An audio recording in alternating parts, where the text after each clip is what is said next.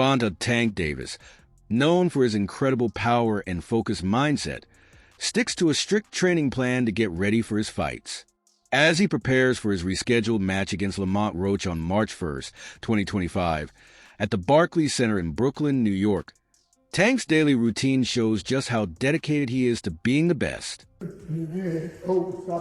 closing up. Gotta let it go. Keep turning, step around.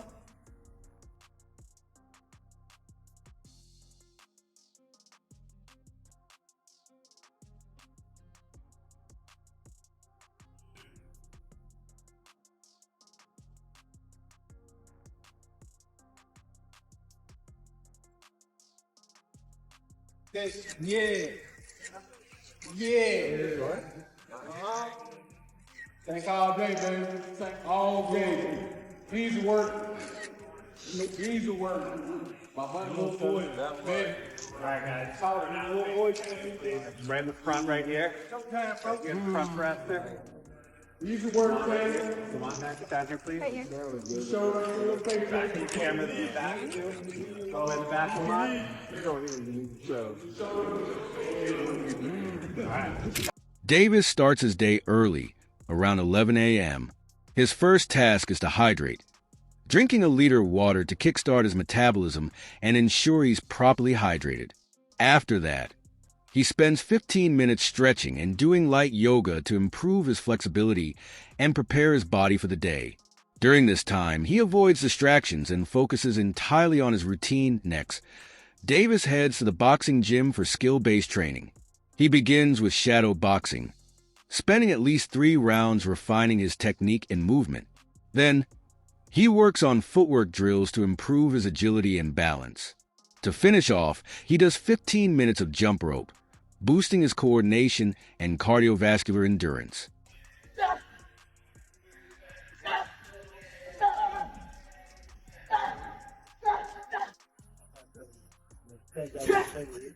His body was dead, right? No. This is dead. Yeah. You don't even sit because you moved in off the drive.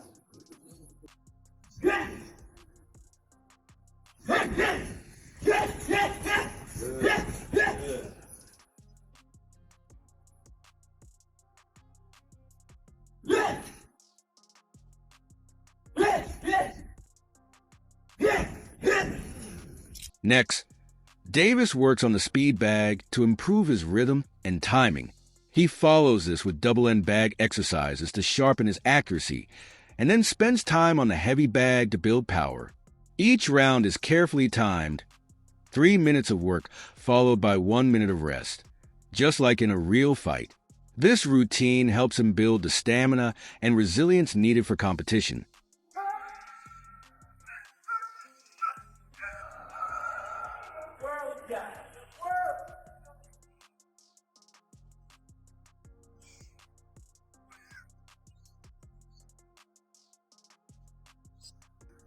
There you go. There you go. Get that.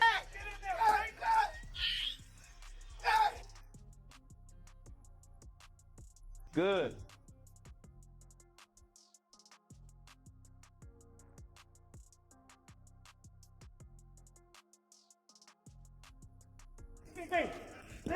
Jay.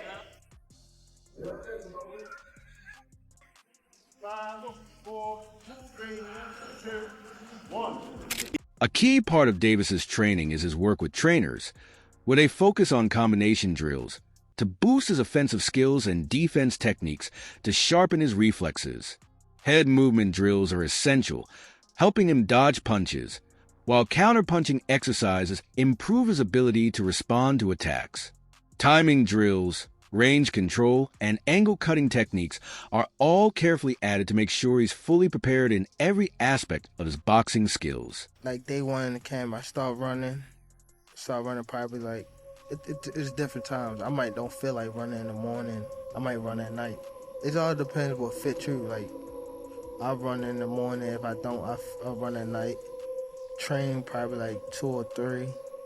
If I want to do something again, I train at night. Or I run, and that'll be it. But when I'm in camp, I really don't go outside. Like it's hard for me to go outside, so I just be in the gym and home. That's it. Like I don't go nowhere. For real. Okay. So I do it for myself, but I do it for the people with me. My whole family is from DC. My whole family, like my entire family. Don't bring them.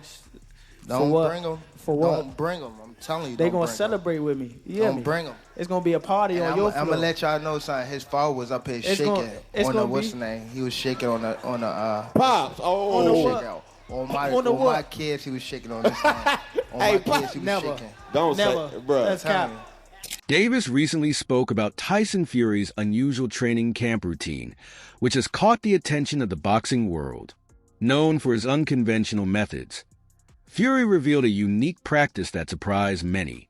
When asked about it, Davis admitted he was both surprised and amused, acknowledging that while every fighter has their own way of preparing, Fury's approach was definitely unexpected. Clip 5. Davis's training is carefully guided by his longtime coach, Calvin Ford, who has played a key role in shaping Davis's career and refining his skills. Ford focuses on a well-rounded approach, making sure Davis stays strong physically, sharp technically, and mentally prepared for every challenge. Some people just go away and be But you specifically? me. First of all, I get a camp house, out here.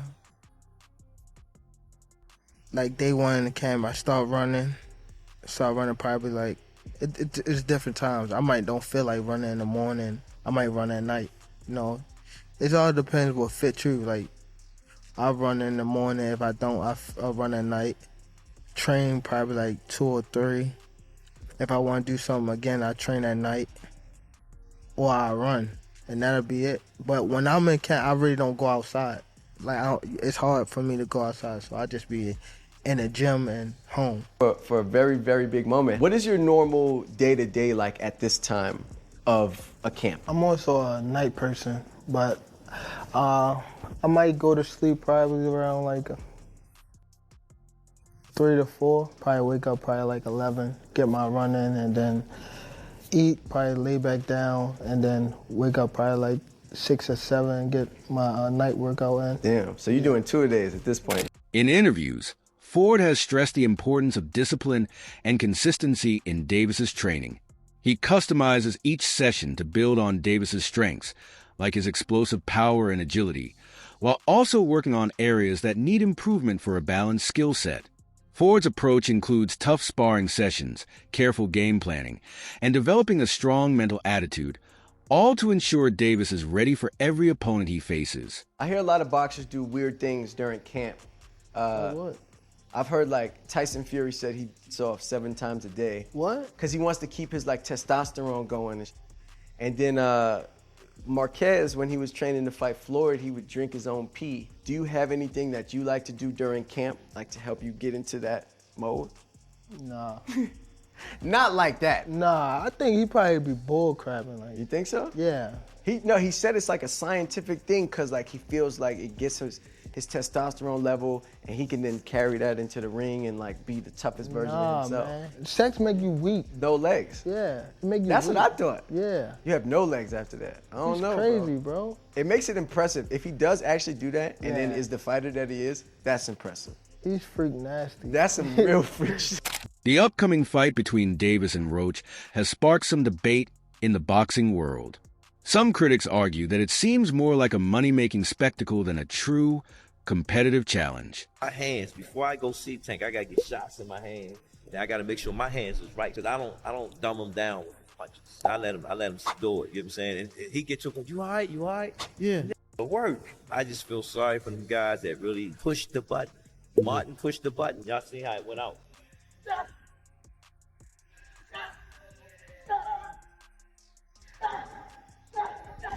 Some people believe Davis picked Roach because he sees him as an easy opponent, one he can beat without much trouble.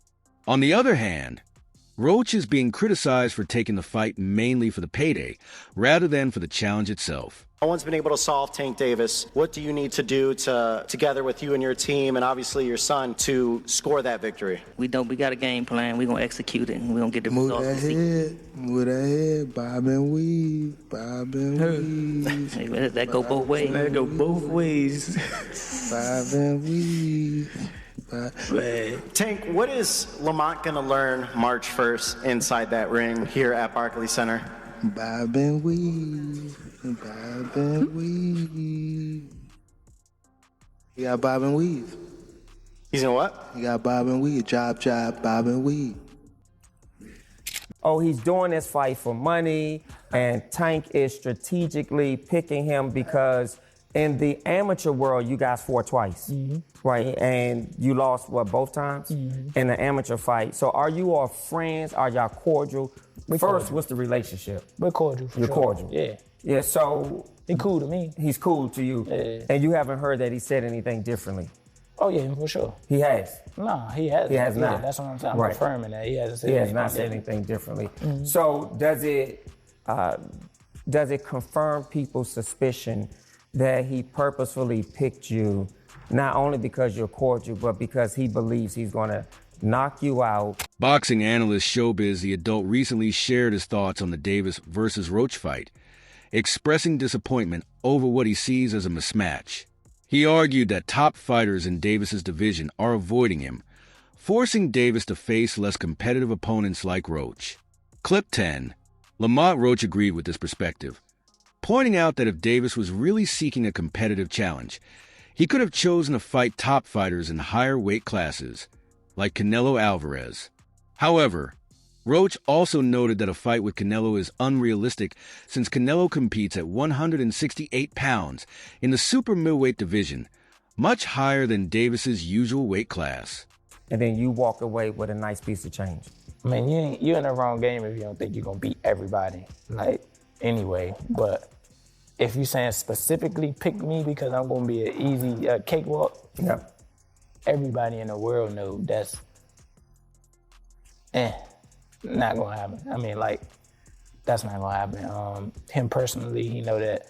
I think he chose me because I am going to be one of the better opponents that he's faced in his entire career, honestly. Really? Yeah.